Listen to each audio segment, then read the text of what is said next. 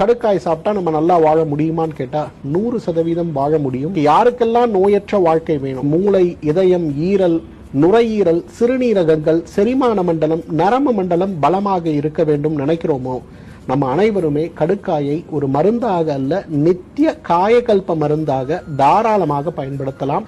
கடுக்காயை நாம் பொடியாக சாப்பிட்டாலே போதும்.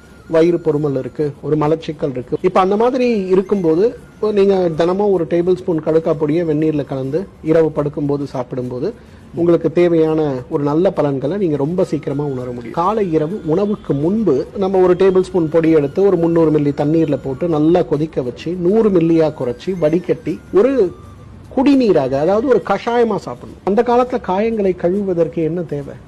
ஒரு ஆன்டிசெப்டிக்கான ஒரு திரவம் தேவை. கடுக்காய் கஷாயம் தான் அன்னைக்கு மிகப்பெரிய ஆன்டிசெப்டிக். கையோட ஒன்றி வாழ்ந்த வாழ்க்கை இருந்ததுனாலதான் அவங்க எல்லாம் ஆரோக்கியமா இருந்தாங்க.